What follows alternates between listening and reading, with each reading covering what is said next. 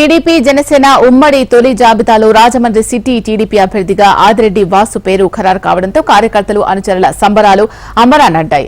MLA అభ్యర్థి వాసు ఇంటి వద్ద కార్యకర్తలు బాణాసంచా కాల్చి ఒకరికొకరు మిఠాయిలు తినిపించుకుని వాసుకు శుభాకాంక్షలు తెలిపారు. టీడీపీ అధినేత చంద్రబాబు నాయుడు తన కుటుంబంపై ఉంచిన నమ్మకాన్ని వమ్ము చెయ్యమని భారీ మెజార్టీతో గెలిచి చూపిస్తాం అంటున్న ఆదిరెడ్డి వాసుతో మా ప్రతినిధి వెంకటేశ్వరరావు ఫేస్ టు ఫేస్.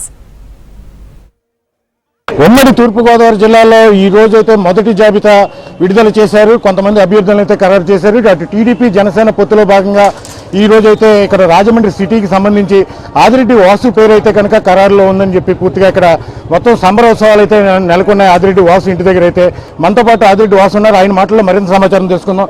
చెప్పండి, అసలు ఏ విధంగా భావిస్తున్నారు మీరు? ఎలా ఉంది ఇప్పుడు పరిస్థితి? సంతోషంగా ఉంది. పార్టీ నమ్మింది, మా కుటుంబానికి ప్రోత్సాహం ఇస్తూనే వచ్చింది.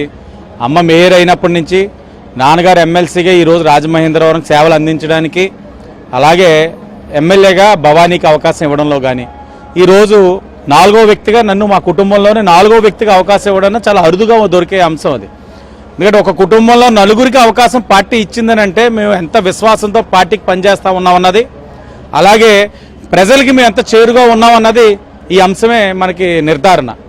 కాబట్టి ముందుగా చంద్రబాబు నాయుడు గారికి, లోకేష్ గారికి, అలాగే జనసేన అధినేత పవన్ కళ్యాణ్ గారికి ముగ్గురికి నా అభినందనలు తెలియజేస్తా ఉన్నాను. తప్పకుండా ఏ నమ్మకంతో అయితే ఈరోజు మొదటి జాబితాలో టీడీపీ జనసేన ఉమ్మడి అభ్యర్థిగా నన్ను అనౌన్స్ చేస్తున్నారో వాళ్ళ నమ్మకం విశ్వాసం ఎక్కడ కూడా తగ్గనివ్వకుండా తెలుగుదేశం జనసేన సమిష్టిగా మంచి మెజార్టీతోటి ఈ నియోజకవర్గాన్ని ఏదైతే తెలుగుదేశం పార్టీ కంచుకోట కింద మనం పిలుచుకోబడతా ఉన్నదో దాన్ని కంచుకోట కింద నిరూపించి అధ్యక్షుల వరకు కానుగ్గా ఇస్తాం.